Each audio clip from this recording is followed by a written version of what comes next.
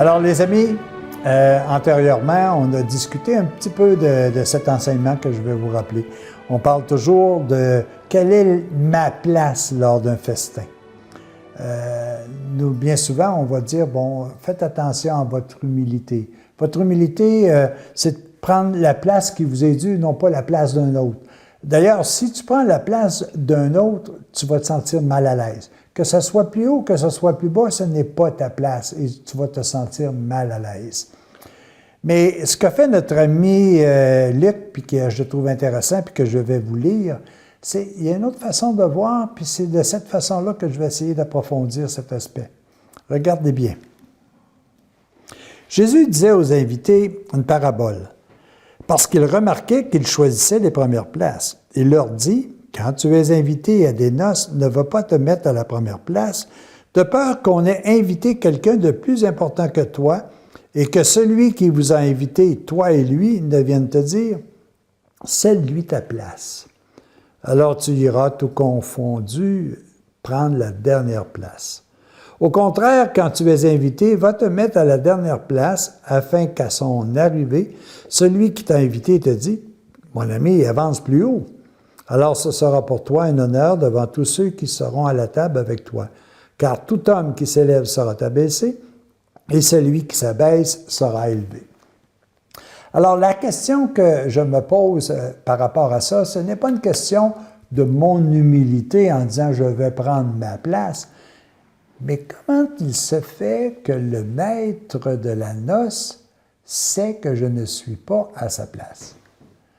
C'est sûr que sur le plan terrestre, on dit « Ah, ben ça, là, c'est pas pareil. Celui-là, là, c'est monsieur le président de la compagnie. On va le mettre un petit peu plus haut qu'une autre personne qui est un ouvrier dans la compagnie.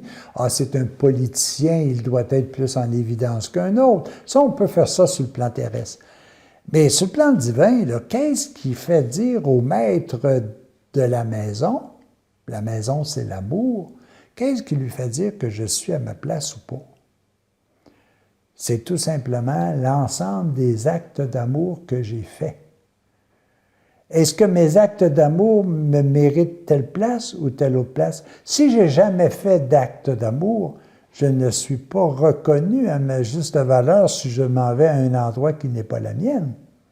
Par contre, si mes actes d'amour sont compris dans mon livre de vie, ça se reflète dans mon visage, dans tout mon être, dans tout mon âme, dans tout mon esprit. Et c'est là que le maître de la maison de la noce va dire « Hey, mon ami, avance, ta place n'est pas là. » Et tu vas le sentir, toi aussi, que ta place n'est pas là. Et tu vas vouloir prendre la place qui t'est due. Mais ce qui est intéressant de voir, c'est la justice qui est rendue par le maître de la noce. C'est lui qui est capable de déterminer les actes d'amour que tu as faits. Peut-être que tu t'en souviens plus. Mais quand il va t'avancer à l'endroit qui est la tienne, tu vas comprendre assez aisément, oui, c'est là que je me sens bien. Que ce soit un niveau X ou un niveau Y, c'est là que tu te sens bien. Pourquoi? Parce que ça correspond à l'ensemble des actes d'amour que tu as faits. Donc, aux noces de Dieu, aux noces de l'amour, tu vas prendre la place qui t'est donnée et un peu comme on pouvait le dire dans d'autres paraboles, c'est toujours en fonction des actes d'amour que tu auras fait à tous ceux et celles qui t'entourent.